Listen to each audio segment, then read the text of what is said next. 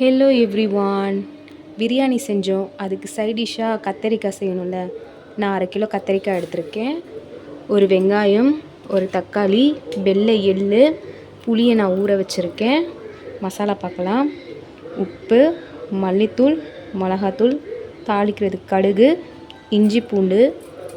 இப்போ எப்படி பண்ணுறதுன்னு பார்க்கலாம். இப்போது ஜாரில் நான் வெங்காயம் போட்டுக்கிறேன்.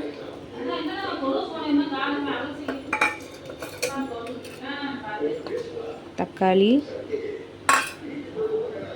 எள்ளு. இப்போ நான் இதை போய் ஃபைன் பேஸ்ட்டை அரைச்சிட்டு வரேன். ஃபைனலி நான் பேஸ்ட்டை அரைச்சிட்டேன். வெங்காயம், தக்காளி, எள்ளு. இப்போ எப்படி பண்ணுறதுன்னு பார்க்கலாம். நான் குக்கரில் தான் செய்ய போகிறேன்.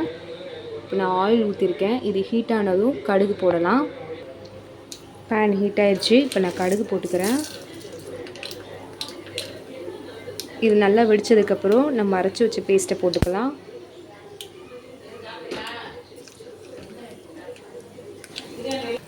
நம்ம அரைச்சி வச்ச பேஸ்ட்டை இதில் போட்டாச்சு.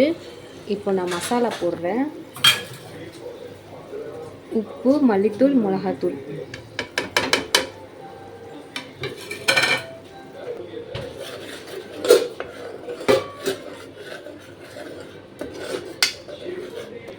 இப்போ நான் இஞ்சி பூண்டு பேஸ்ட்டு அந்த தண்ணியும் இதில் ஊற்றிக்கிறேன்.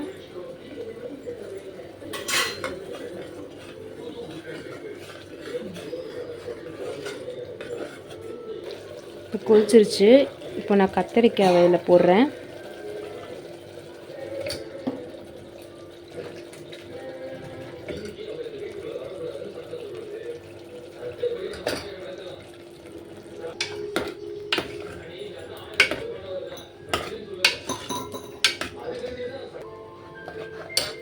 இந்த டைமில் நான் இப்போ புளி தண்ணி கரைச்சி வச்சுருக்கேன். அதை ஊற்றிக்கலாம்.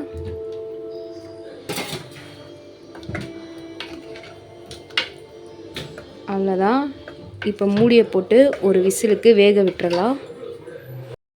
ஃபைனலி நம்ம கத்தரிக்காய் கிரேவி ரெடி ஆயிருச்சு. செம்மையாக இருக்குது. நீங்களும் வீட்டில் ட்ரை பண்ணுங்கள். இந்த வீடியோ பிடிச்சிருந்தா லைக் பண்ணுங்கள், ஷேர் பண்ணுங்கள். மறக்காமல் என் சேனலை சப்ஸ்கிரைப் பண்ணுங்கள். பக்கத்தில் இருக்கிற பெல்லை கிளிக் பண்ணுங்கள். நான் போகிற எல்லா வீடியோவும் வரும்.